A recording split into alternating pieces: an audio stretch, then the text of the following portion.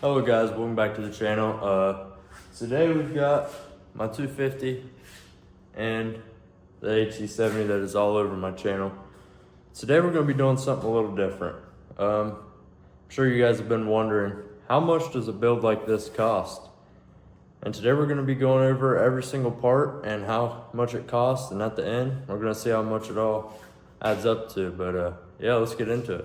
First off, of course, you have to have the ATC70 to do the build. That ran me about $1,250. Not too bad. I'd say I got a pretty good deal on it. It was in pretty good condition when I got it. And then next, the Piranha engine. That is a Piranha 140.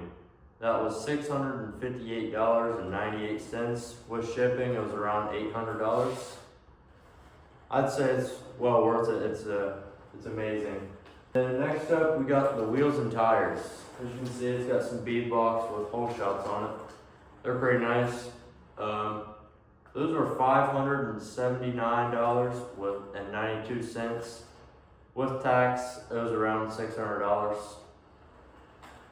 And then, of course, you don't want the factory drum brakes, so I got a disc brake conversion. That ran me about $327.11. Very much worth it. Next up, my Bill's exhaust. Sounds really good and looks good, way better than whatever was on it when I got it. It was some Amazon exhaust. We don't want none of that crap. That was $382.99. And then I got my frame and forks powder coated. You don't have to, but that ran me about $400.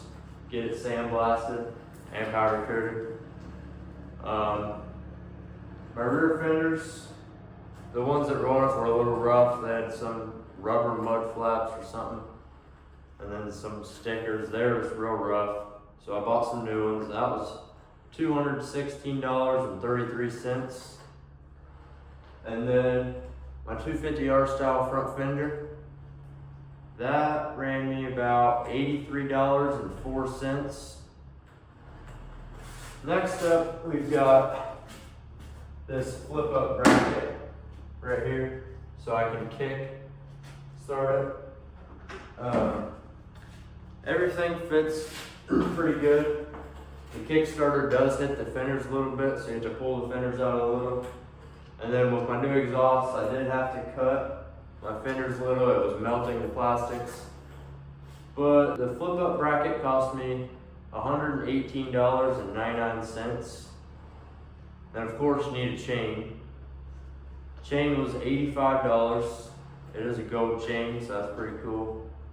And then billet axle sleeves. Those ran me $75.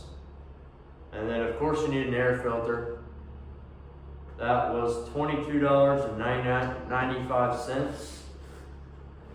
And then, of course, you want it to look pretty good, so you want some graphics. Those were $120. And then I bought a rear sprocket. That was $32.99. Factory bars, they're way too low. You don't want none of that. So I got some high-rise black bars. Those were $86.99. And then, of course, you need grips to go on the bars. Those were $35. And then when I went to send the frame off to powder coat, I had to strip it completely down and get the axle out. So I replaced the rear axle bearings. Those were $36.77. And then I got a twist throttle instead of a thumb throttle. That was $40. Clutch cable, $27.95. Clutch lever, I was about $30. Rear grab bar, $52.50. Factory foot pegs, they suck. They're like rubber. Every time they get wet, your feet can just slip right off. So I got these ones. Those were $112.49. And then the shifter is a little too short, so I got an extended shifter. That was $44.99. And then for the kickstart, you have to buy spacers, so it'll clear the tire. Spacers were $86. And then I spent probably $150 to $200 in spray paint. I spray painted the rear grab bar and then the hubs because I didn't do powder coat at that time, but I will eventually send those off to powder coat. And about $200 in just extra stuff like bolts, all kinds of different stuff. I'd say it was around $200. So the grand total comes out to about $5,419.59.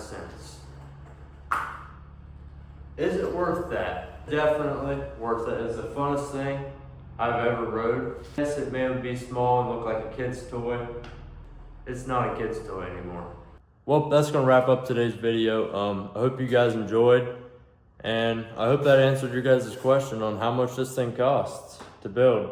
You don't have to do some of the stuff, but some of that stuff is important to make everything function correctly.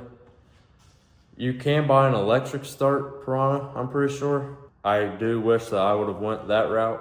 That would have made my life a lot easier and saved me a couple $100.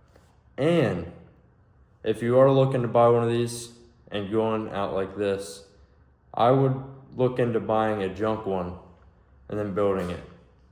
I 100% wish that's what I would have done, because mine I bought super clean. I wish I would have bought one for a couple $100 because I have replaced everything on this bike.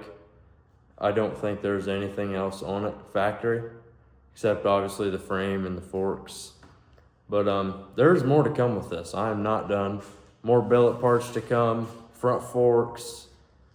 It's gonna be completely done. There's not gonna be nothing else you can do to it when I'm done with it. And I hope to keep it around for a while.